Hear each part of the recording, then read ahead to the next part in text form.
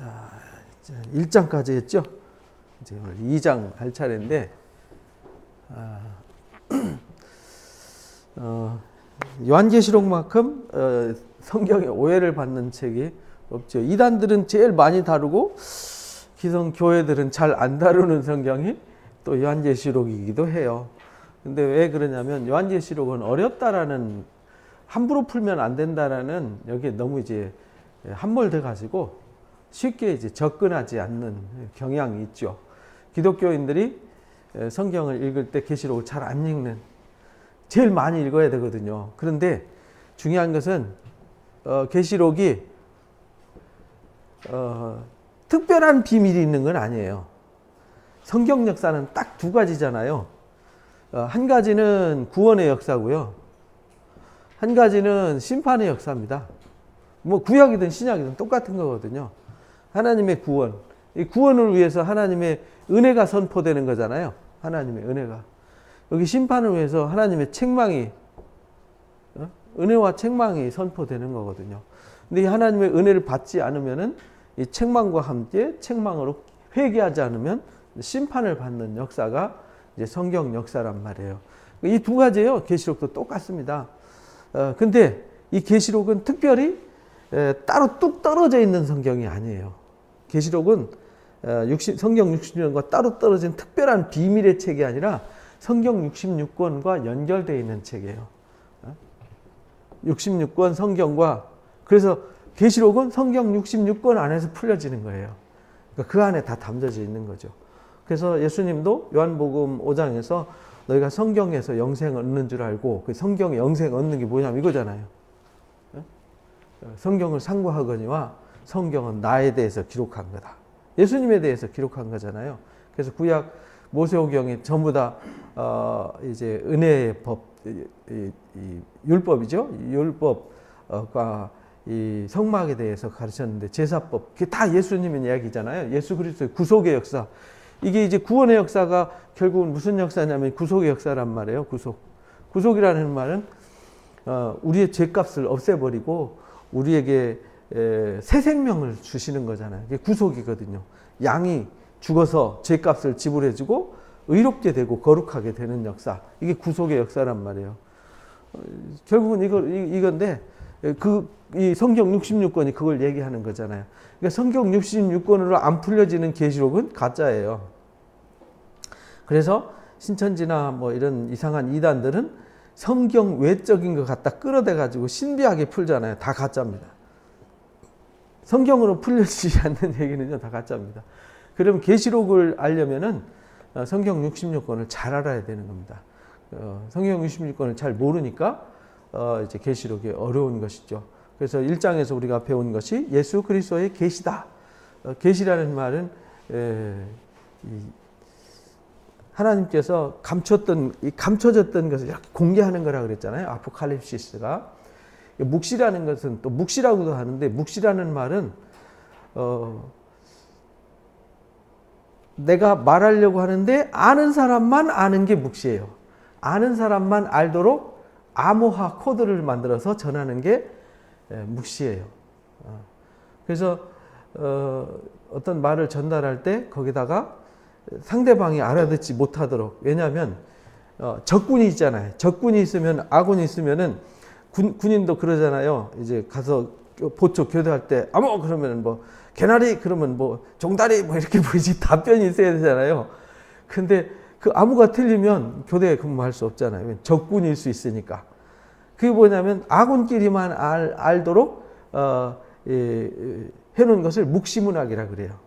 묵시문학. 묵시문학은 아는 사람만 알게 하죠. 그래서 예수님이 뭐라고 말씀하시냐면 마태복음 11장에 보면 아들과 아들의 소원대로 계시받은 자 외에는 예수님을 모른다. 아들을 모른다.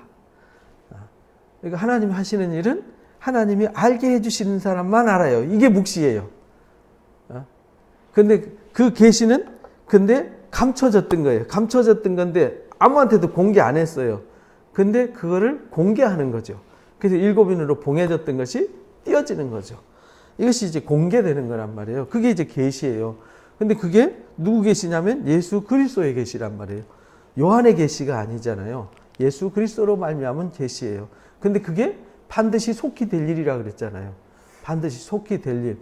그러니까 속히 된다는 말은 금방 되는 것도 있지만 시간이 많이 걸리는 것도 있어요. 그래서 우리가 시간의 개념에 대해서 공부를 했잖아요. 이제 크로노스라는 시간이 있고 카이로스라고 하는 시간이 있다. 이 크로노스라고 하는 것은 그냥 날짜 1시간, 2시간, 3시간, 11시, 12시, 1시, 2시, 뭐 5월 15일, 16일, 17일 이렇게 물리적으로 흘러가는 게 크로노스란 말이에요. 이거는 이 성경을 이걸로 해석하면 안 돼요. 성경은 이거하고 상관이 없어요. 이 하나님이 이 성경에서 역사하는 것은 예수님이 때가 참해. 그래서 성경 역사는 하나님의 때로 역사하는 게 성경 역사예요. 그러나 그 이면에는 물리적인 시간도 있어요.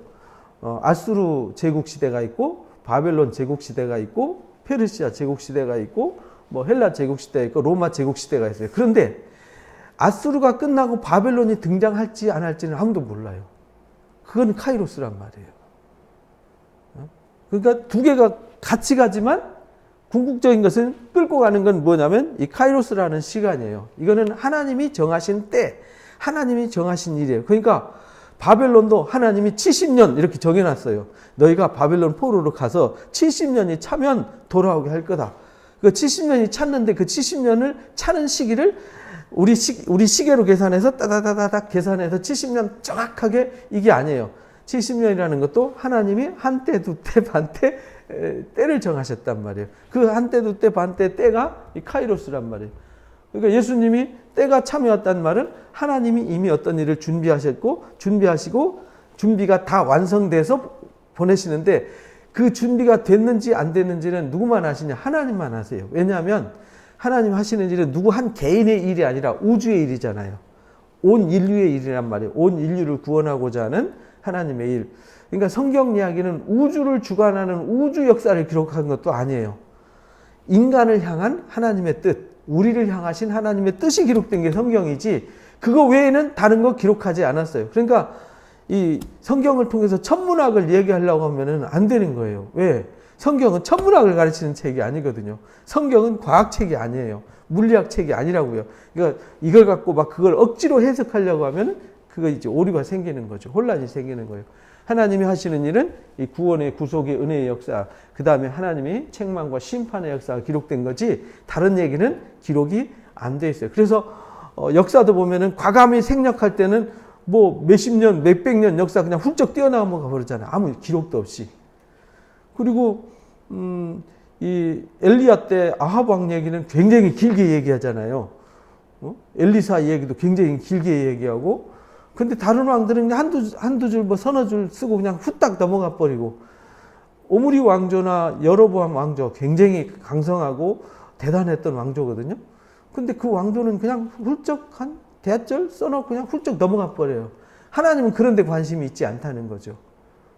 그래서 성경 역사가 그런 거예요. 그래서 계시록도 마찬가지라는 거예요. 그래서 예수 그리스도의 계시인데 감춰졌던 것을 보여주시는 건데 이 예언의 말씀을 그래서 때가 차서 하나님이 때가 가까워서 임박해서 근데 그 임박함이 어느 때인지를 모르잖아요. 그래서 이 때를 뭘로 기준하냐면 예수 그리스도의 십자가를 때로 기준을 정하는 거예요. 그래서 예수 그리스도가 오시는 것이 그래서 구약 성경은 예수님이 뭐 할 걸 가르친 거예요. 오실 것을 가르치고 신약 성경은 오신 예수님을 가르치는 거잖아요. 계시록은 오실 예수님을 가르치는 거란 말이에요. 그러니까 이미 오실 예수님을 가르칠 때는 아직 종말이 아니에요. 그죠?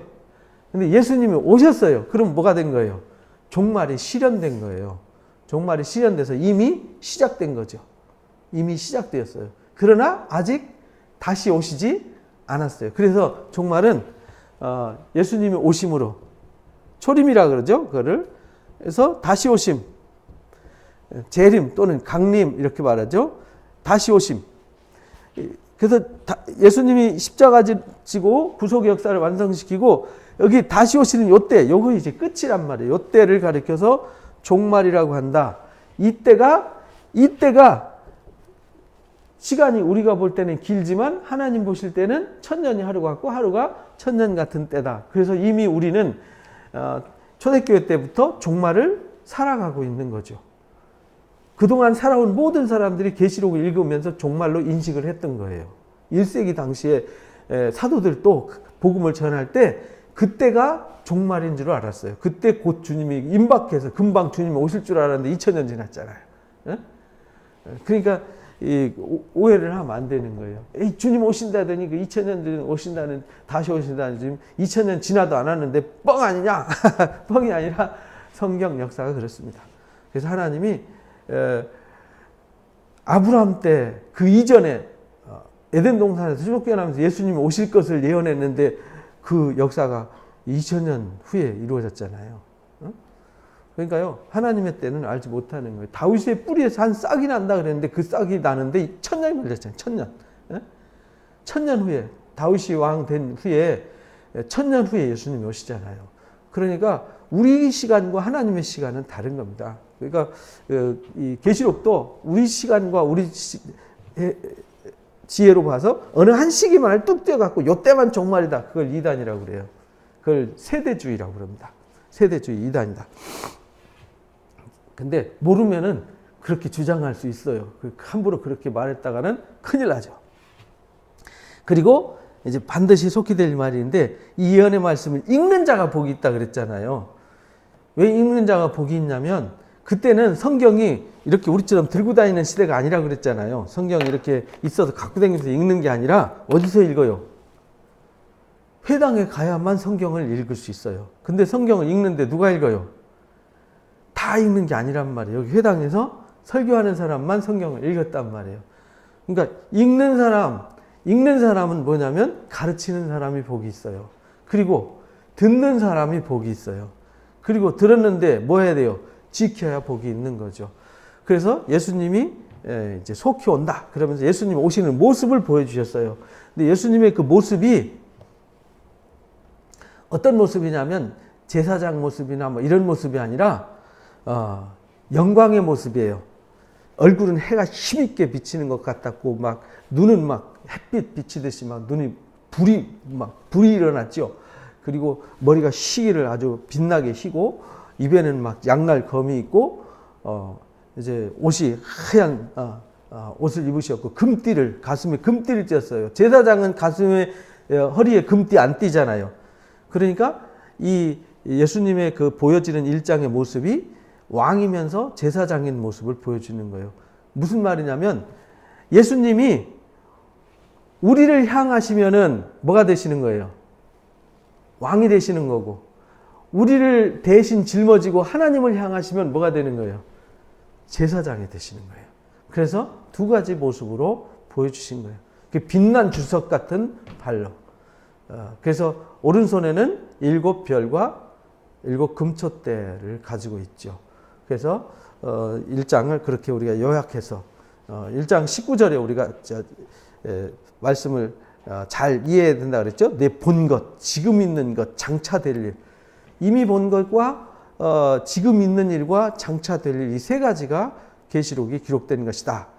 그러면서 이제 2장으로 넘어가서는 7교회가 나와요. 이 7교회. 그래서 여기 이제 계시록의 비밀은요. 1장에서 이 편지를 써서 네가 본 거, 그리고 지금 있는 거, 앞으로 되어질 일을 기록해서 누구한테 보내라고요? 아시아에 있는 7교회에 보내라는 거잖아요. 근데 이 7교회, 근데 당시에 교회가 상당히 많았거든요. 아시아 지방에 교회가 굉장히 많이 개척이 됐어요. 성경이 나와 있는 것만도 히에라볼리 교회나 또 골로새 교회나 뭐 이런 교회들이 많았죠. 그 주변에 드로아 교회도 있고 여기 성경이 기록되지 않은 교회들이 굉장히 많았어요. 그런데 성경에 꼭 7교회만을 지목했어요. 7교회. 아시아에 있는 7교회에 편지하라. 그래서 이제 2장, 3장이 7교회 편지예요.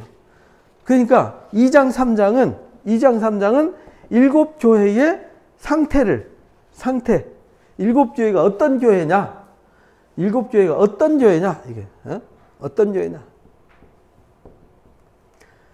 이걸 쓴 거고요. 그 다음에 4장부터 22장까지는 이 아시아에 있는 일곱 교회 편지 안 한 것이 아니라 여기 4장부터 22장도 역시 똑같이 누구한테 쓴 거예요?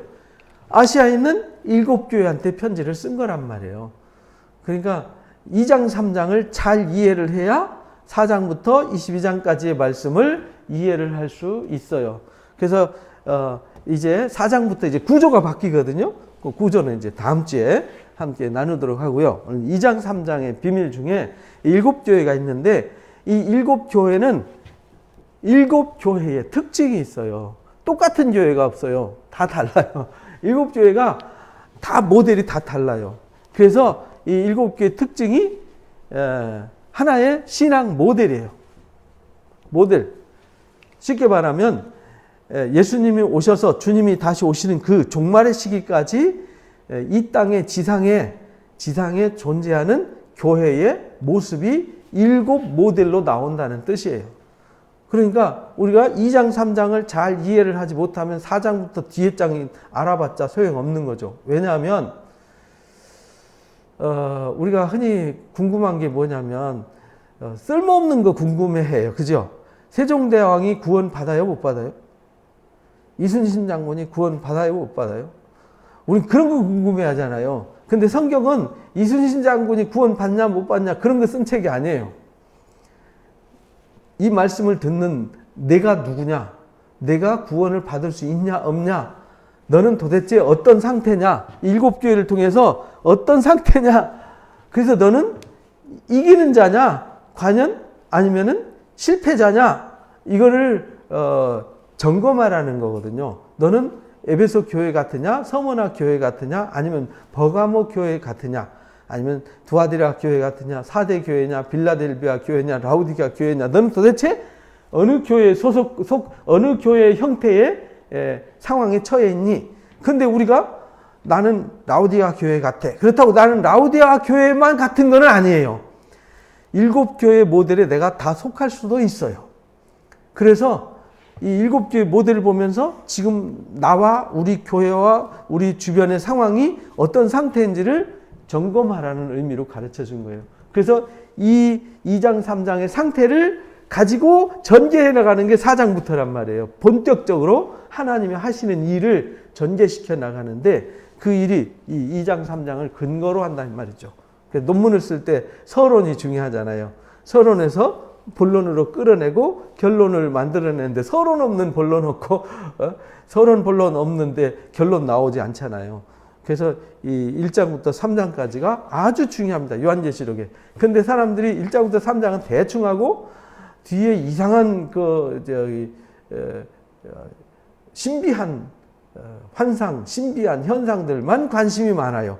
근데요, 우리가 잘 알아야 되는 것은 다윗이 시편 18편 또는 사무엘하 22장에 보면은 사무엘이 그 승전 시를 쓰잖아요. 그 승전 시를 쓸 때 보면은 하나님이 등장을 해요. 예를 들자면은 나의 힘이신 여호와여 내가 주를 사랑합니다. 여호와는 나의 반석입니다. 요새입니다. 나를 건지시는 이십니다. 나의 하나님이시오 피할 바위요 방패입니다. 구원의 뿌리요 산성입니다. 그럼 하나님이 뿌리인가요?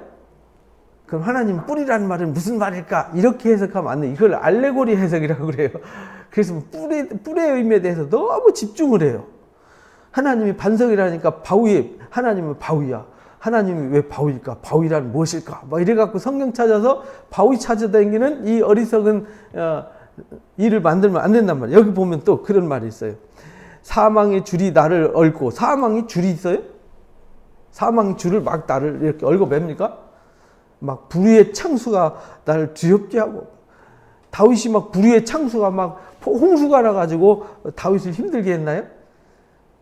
이거는 상징이지 문자대로 해석하면 안 된다 이 말이에요. 성경은 수월의 줄이 나를 두르고 사망의 올무가 있다. 사망의 올무가 어떻게 생겼어요?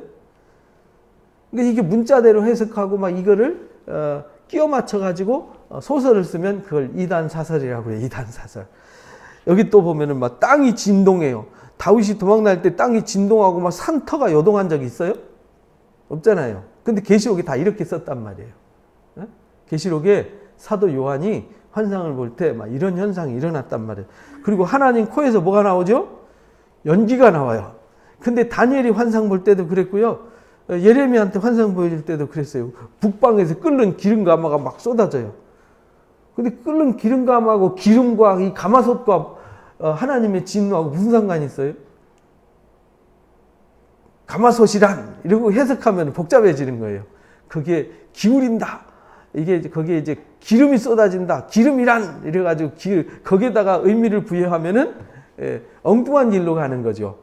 그 하나님의 진노가 그렇게 막 끓는 기름 쏟으면은 이 회생불능하잖아요. 그렇게 하나님이 북방에서 끓는 하나님의 진노가 쏟아진다는 의미를 이 느부갓네살 바벨론이 쳐들어와서 그들을 쑥대밭 만들 거를 예고한 건데 그게 이제 사실 바벨론하고 이 가마솥하고 기름하고는 아무 상관없잖아요. 그죠? 그러면은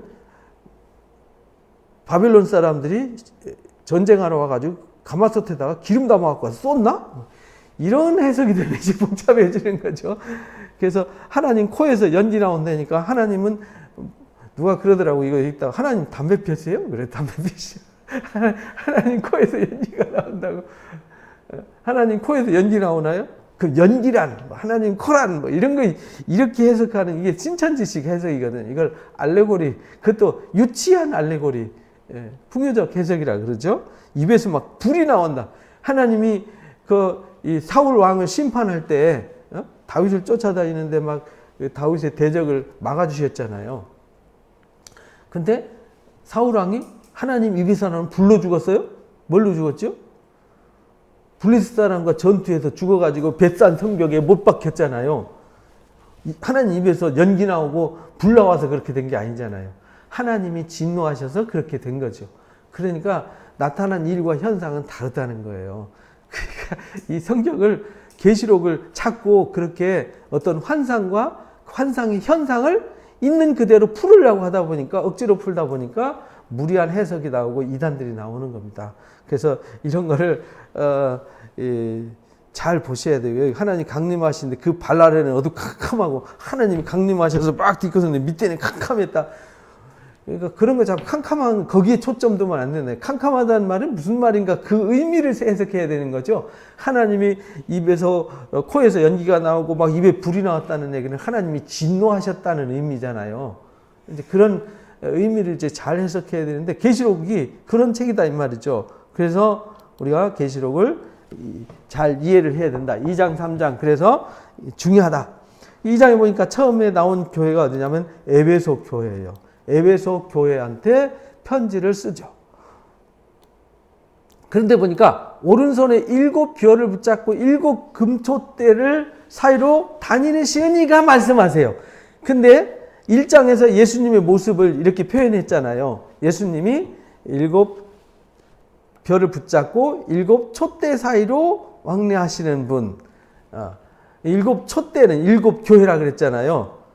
7 별은 7 교회의 사자다. 그러니까 예수님이 촛대가 있다는 얘기는 성전과 성막에서 순금등대는 등불이 꺼지면 안 되잖아요. 항상 불이 켜져 있어야 되고 거기에 하나님께 나가는 길이 있어요. 그래서 그 불이 꺼지면 안 되고 항상 대제사장이 하는 일이 제사장들이 하는 일이 불이 꺼지지 않도록 점검하는 일이었잖아요. 그 말은 불이 꺼진다는 얘기는 하나님이 떠난다. 촛대를 옮긴다. 촛대 사이를 떠나신다. 그 말 하나님이 떠나신다. 이런 의미로 이제 성경이 쓰였단 말이에요. 그래서 내 행위를 안다. 근데 에베소 교회를 향해서 얘기하는데 내가 내 행위, 수고, 인내, 악한 거 용납지 않은 거, 자칭 사도라 하는데 아닌 자들을 시험해서 또 거짓된 것을 드러낸 거. 그러니까 이 에베소 교회는요 대단한 교회였어요. 이제 우리가 에베소 교회에 편지했어요. 그럼 우리가 알아야 되는 게 뭐냐면 도대체 에베소 교회는 어떤 교회였느냐 이걸 알아야 되잖아요. 에베소 교회는 사도 바울이 개척하기 전에 벌써 거기에 브리스길라 아굴라가 가 있었고, 그죠? 거기에 이제 아볼로가 있었고, 거기 바울이 가서 두란노 서원에서 2년 동안 제자 양육 훈련을 했고, 그리고 나서 디모데가 가서 디모데 전후서 보면 나오잖아요. 디모데한테 목회를, 바울이 로마 감옥에 있을 때 또 본인이 감옥에서 나와가지고 4차 선교 여행 돌아다닐 때 그 디모데한테 마지막 편지 쓴 거잖아요. 그 디모데가 거기 목회했어요. 그리고 사도 요한이 마지막 목회하다가, 그러니까 사도 바울이 목회하던 그 시기가 에베소 교회가 세워진 시기는 50년대란 말이에요. 근데 사도 바울이 에베소 교회에다 편지 쓰고 디모데한테 편지 쓰고 할 그 당시는, 디모데한테 편지 쓸 당시에는 60년대 초반이란 말이에요. 벌써 10년 지났잖아요. 그리고 요한계시록을 사도 요한이 거기서 목회를 하면서 그 편지 쓸 때는 도미티아누스 황제 때 쓴 거란 말이에요. 그때가 언제냐면 95년이에요. 그럼 벌써 몇 년 지났어요? 한 35년, 30년 이상 지났잖아요. 그러니까 이 에베소 교회가 굉장히 좋은 지도자들이 가서 에너지를 쏟아가지고 굉장히 유명한 교회, 헌신이 두드러진 교회, 제자를 많이 세우고 제자를 많이 파송한 교회, 사도들이 가장 힘을 실었던 교회, 이런 교회란 말이에요. 어디 교회도 이런 교회가 없었거든요. 그래서 제일 먼저 나온 교회가 어디냐? 에베소 교회예요. 열심히, 행위가 대단했어요. 우리 신앙하고는 비교가 안 돼요. 주일도 하나 제대로 못 지키고, 막 기도도 안 하고 성경도 안 읽고, 조그만한 시험에 흔들려서 빌빌거리고 막 이런 신앙이 아니다 이 말이죠. 막 자신을 희생하면서까지 자신의 삶을 온전히 제자 훈련에 투신하고 복음을 위해서 자기 삶을 다 드린 이런 행위, 수고, 어떤 환난 핍박도 이겨나가는 인내, 그리고 악한 자들이 용납지 않는 아주 강력한 믿음, 그리고요 가짜 사도들을 분별해 가지고 내쫓아내는 아주 열심히 있는 교회. 보통 교회가 아니었단 말이에요. 이 교회는. 요즘으로 말하면 요즘 이런 교회 없어요. 에베소 교회 같은 교회 찾기 힘들어요. 이런 교회란 말이에요. 내가 참고 내 이름을 위해서 견디고 게으르지도 않았어요. 정말 어떤 환난도, 도미티아누스 황제 때 많은 핍박과 환난이 있는데 그 핍박 환난도 다 이겨냈어요. 그리고 게으르지도 않았어요. 그런데 책망할 것이 있어요. 뭘 잃어버렸죠? 처음 사랑을 잃어버렸어요. 처음 사랑이 뭘까요? 처음 사랑. 그러려면 이제 사도행전 19장에 그걸 잘 봐야 되잖아요. 사도행전 19장에 보면 이 에베소 교회는요 대단한 교회였어요. 사도 바울이 제자 훈련을 하는데 2년 동안 하루에 성경 공부를 보통 9시, 10시부터 시작해서 오후 서너 시까지 공부를 했다 그래요. 그러니까 하루 종일 공부한 거죠. 그러면은 5시간에서 6시간은 매일 2년 동안 성경 공부한 열심. 우리는 1시간씩 하는 것도 힘들지만 하루에 5, 6시간씩 2년 동안을 성경 공부하는 열심히 있는 교회였어요. 그리고 그 아데미 신전이 있던 교회였잖아요. 아데미 신. 아데미 신전이 그 고대 당시에는요 대단한 신전이었어요. 길이가 거의 130m, 그리고 폭이 뭐 67m, 기둥이 18m짜리가 120개가 있었어요. 18m짜리 기둥이, 아름드리 막 성인 서너 사람이 안아야 되는 그 아름드리 기둥이 120개가 있는 신전. 정말 그 시대의 가장 큰 신전이었어요. 대단한 신전이었죠. 그리고 그 신전 안에 아데미가 탁 이렇게 서 있는데 젖가슴이 24개였어요. 그리고 밑에 잡신들이 쫙 새끼치고처럼 붙어서 무슨 벌레 붙어 있듯이 붙어 있는 이런 신이었단 말이죠. 대단한 신이었죠. 그런데 거기 마술도 능했어요. 그래서 은 5만이나 하는 분량의 책을 다 불살라 버렸잖아요. 복음을 듣고. 그때 당시에는 책을 다 필사를 했기 때문에 책값이 비쌌단 말이에요. 근데 그 마술하는 책을 아주 재산 1호 목록으로 놓고 관리하던 사람들이 다 갖다 불질러 버렸단 말이에요. 그리고 이 아데미 신상을 깎아서 팔던 사람들도 그거 다 포기하고.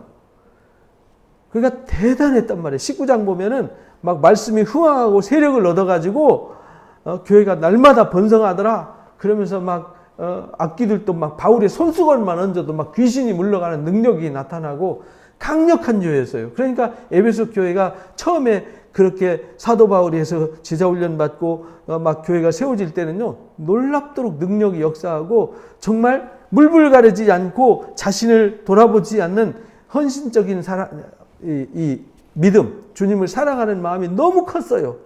그리고 어떤 핍박도 환난도 두려워하지 않았어요. 그리고 이웃을 향한 사랑이 얼마나 컸는지 자기의 삶을 희생해서 남을 도와주는 순수한 사랑이 살아있는 교회. 이런 교회였어요. 그런데 그 사랑을 잃어버렸어요. 이 말은 여기 2절에 나오는 행위와 수고, 인내, 자칭 사도들 다 골라낸 거, 참고 인내하고 게으르지 않은 거, 이게 이제 형식화되어 간다 이 말이죠.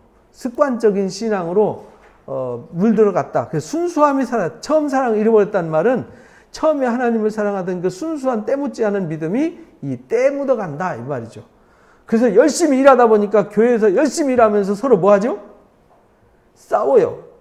나는 열심히 교회 총사하는데 너는 왜 총사하냐? 나는 밥 당번 하는데 너는 왜 밥 당번 안 하냐? 나는 새벽 예배 한 번도 안 빠지는데 장로가 돼갖고 권사가 돼갖고 새벽 예배 빠지냐? 막 이런 거 있잖아요.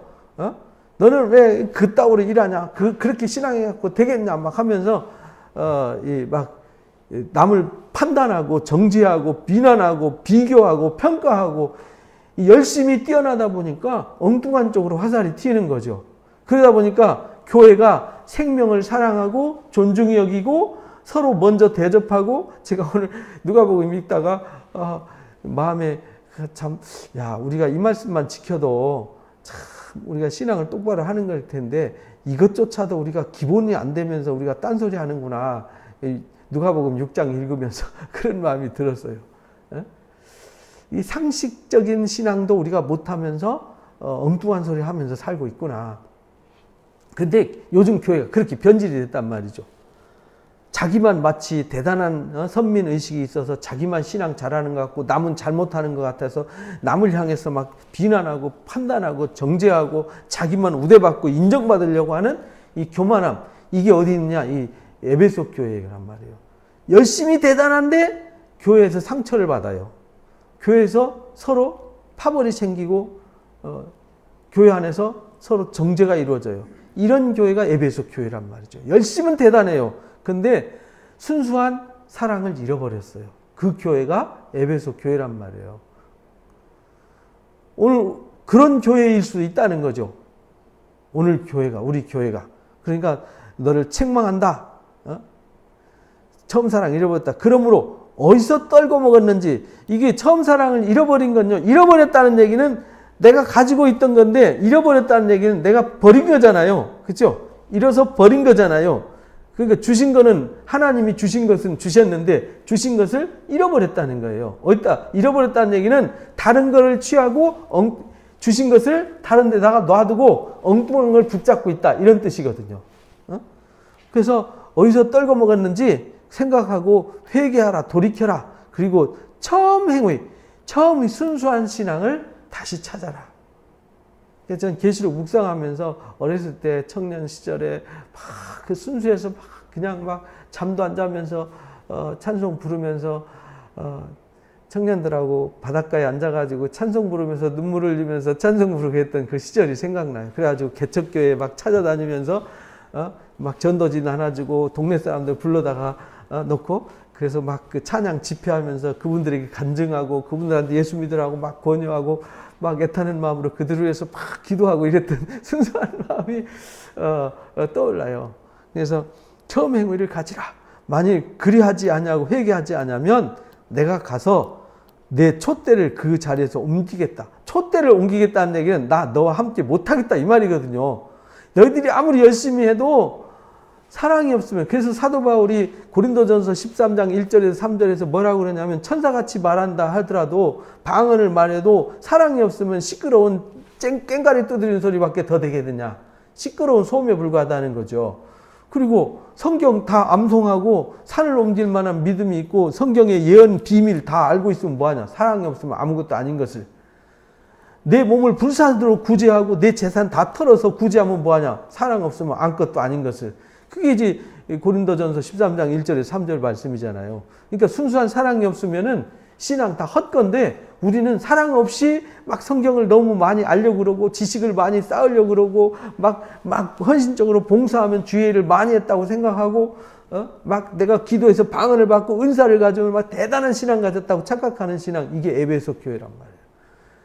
근데 내 옆에 병 들어가고 내 신앙의 그늘 밑에서 상처받아고 내가 밟아가지고 잔인하게 짓밟아가고 있다는 사실은 모른다는 거예요. 이게 에베소 교회란 말이에요. 말세에 이런 교회들이 점점 많아진다는 겁니다. 그래서 어디서 떨어먹었는지 뭐 때문에 그렇게 됐는지 돌아보라는 거죠. 회개 안 하면, 일깨우고 회개 안 하면 내가 떠나간다, 촛대 옮긴다, 이 말은 하나님이 성령 거두시겠다는 뜻이거든요.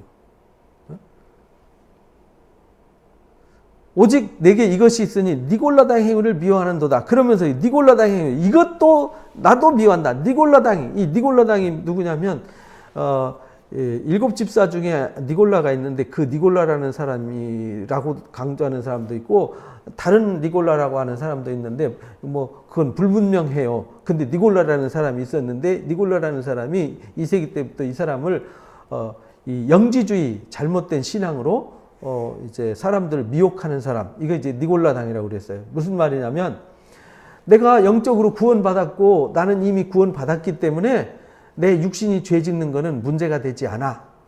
내가 술 먹는 거 괜찮아. 내가 담배 피고 내가 음행을 하고 내가 뭐 제사 지내는데 가서 제사 지냈다고 해서 달라질 거 없어. 내가 마음만 지키면 되는 거지. 괜찮아. 이게 이제 영적으로는 나 이미 구원받았고 나는 선민이야. 율법은 이미 끝난 거야. 윤리적인 건 의미 없어. 막 이래. 윤리적이고 도덕적인 걸 포기하고 나는 이미 영적으로 구원받았고 나는 특별한 이 선택받은 자이기 때문에 나는 괜찮아. 어디 지나가다 뭘 먹어도 이거 하나님 거니까 내가 먹어도 괜찮아. 막 이런 사람, 이게 니골라당이란 말이에요. 그런 거를 에베소 교인들이 아주 미워했단 말이죠. 근데 우리가 데살로니가에 보면 그런 교인들이 있었잖아요.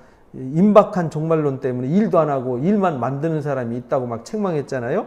이제 그런 거란 말이에요. 나도 이거 미워한다.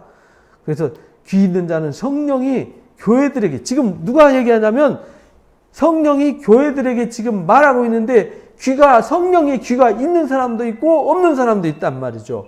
성령의 귀가 없는 사람들은 듣고도 못 듣고 보고도 못 보는 거죠. 그래서요, 이 말씀의 의미를 에베소 교회가 어떤 교회인지를 정확하게 이제 알아야 되는데 단순히 성경 구절 이거 7구절 알았다고 해서 에베소 교회를 아냐? 몰라요. 이미 에베소 교회가 이미 사도 바울이 개척하고 그 이후에 1세기, 2세기 지날 때까지 이 계시록이 쓰여지기까지 4, 50년 이상 그 역사가 담겨진 교회란 말이에요. 그리고 그 교회 현상을 우리가 바르게 읽어야 되는 거죠. 그리고 성경 전체에서 말하려고 하는 의도가 뭔지를 알아야 되니까 단순히 여기 1절부터 7절까지 알았다고 해서 에베소 교회를 아느냐? 아니에요. 근데 계시록만 읽고 에베소 교회를 이해하려고 그래요. 성경 구절 몇 개 갖고 아니에요. 그렇게 하면 큰 오리에 빠지는 겁니다. 그래서 에베소 교회 사람들아, 성령이 너희들에게 하시는 말씀을 들을지어다. 듣고 뭐하는 자? 이기는 자. 그가 하나님의 낙원에 있는 생명나무의 열매를 주어 먹게 한다. 그래서요, 에베소 교회가 회개하고 처음 사랑을 회복할 때에만 하나님이 떠나지 않고 주님이 떠나지 않고 성령이 떠나지 않고 생명나무의 실과를 먹게 하는 거죠. 그래서 생명나무의 실과가 누구냐? 예수 그리스도잖아요. 우리가 예수님이 떡이고 예수님이 생명나무의 실과잖아요. 그래서 에덴 동산에서 쫓겨나서 생명나무의 실과를 못 먹도록 에덴 동산을 막아놨었잖아요.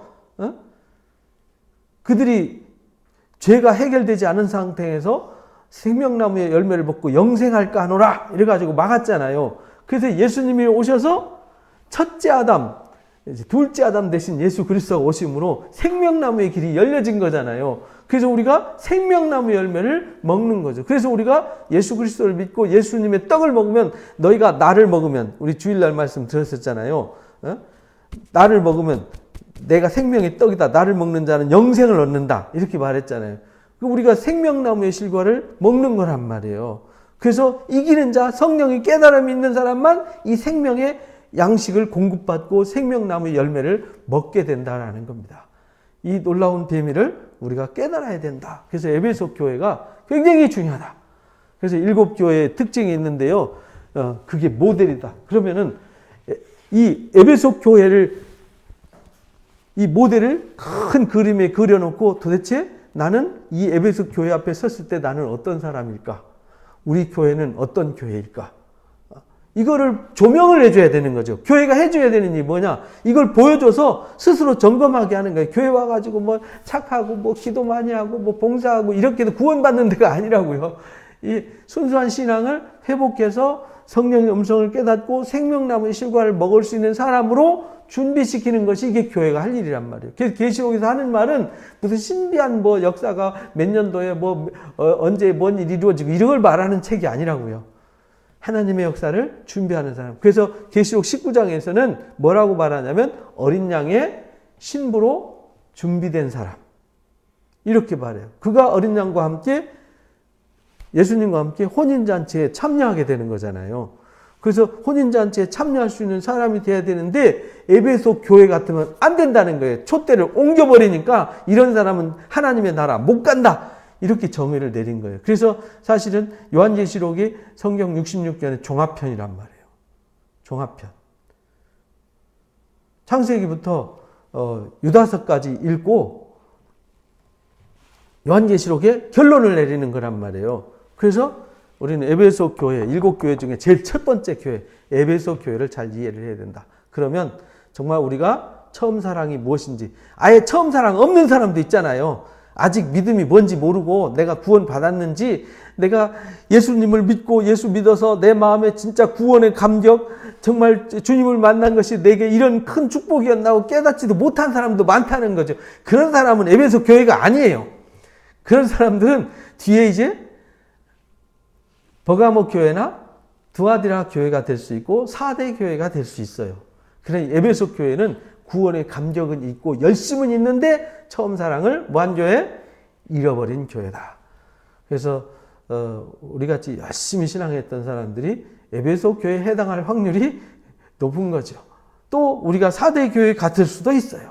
라오디아 교회 같을 수도 있어요. 그래서 우리가 7교회를 앞으로 이제 한 주 한 주 배워나갈 것입니다. 그래서 오늘 에베소 교회와 1장 서론을 다시 한번 점검하는 시간을 가졌습니다. 그래서 오늘 우리는 에베소 교회를 돌아보면서 나는 어떤 교회일까를 점검하고 성령이 하시는 말씀을 깨달아 듣고 이기는 자, 곧 회개하고 처음 사랑을 회복하는 자, 그래서 낙원에 있는 생명나무 열매를 먹는 자, 그래서 영생에 이르는 자 되시기를 주님의 이름으로 축복합니다. 기도하고 마칩니다. 귀한 시간 주셔서 귀한 말씀으로 깨달음 주시니 감사합니다. 이 계시록의 말씀이 성경의 모든 역사를 결론짓는 소중한 말씀입니다. 말세를 당한 모든 사람들에게 주신 말씀입니다. 우리가 과연 말세에 주님이 다시 오실 때 흠도 없고 점도 없고 티도 없이 온전한 자들로 집이 지어져야 되겠고 변화를 입어야 되겠고 신성한 성품으로 우리가 새롭게 세워져야 되겠는데 우리가 하나님 말씀으로 깨달음 없이 성령의 깨달음 없이는 불가능합니다. 그래서 우리가 이렇게 귀한 말씀을 듣고 나눕니다. 하나님 아버지, 우리가 이 계시록의 말씀을 잘 깨달아서 성령이 교회들에게 무엇을 말씀하시려고 하는지 그 영적인 깊이를 깨달아서 이 마지막 때 영적으로 혼돈스러워가고 어두워져 가는 때, 임박한 때에 우리가 아니란 생각으로 세속에 물들고 세상에 하나님 이것도 아니고 저것도 아닌 신앙이 아니라 하나님 앞에 온전하게 뜨겁게 간절함으로 준비된 신앙으로 바르게 세워지도록 인도해 주옵소서. 그래서 성령이 교회들에게 하시는 말씀을 깨닫고 이기는 자가 되어서 처음 사랑, 처음 열심 다 회복해서 생명나무의 실과를 늘 공급받아서 우리가 지금부터 영원까지 영생의 소망을 가지고 영생의 축복을 가슴에 품고 주와 함께 동행하는 믿음의 삶을 살아가도록 인도해 주옵소서. 감사하며 예수님의 이름으로 기도합니다. 아멘. 하늘에 계신 우리 아버지여, 이름이 거룩히 여김을 받으시오며 나라의 임하시며 뜻이 안에서 이루어진 것 같이 이 땅에서도 이루어지이다. 오늘날 우리에게 일용할 양식을 주옵시고 우리가 우리에게 죄 지은 자를 사하여 준 것 같이 우리의 죄를 사하여 주옵시고 우리를 시험에 들지 말게 하시며 다만 악에서 구하옵소서. 내게 나라와 권세와 영광이 아버지 앞에 영원히 있사옵나이다. 아멘. 맞습니다. 예배를 마칩니다. 고맙습니다.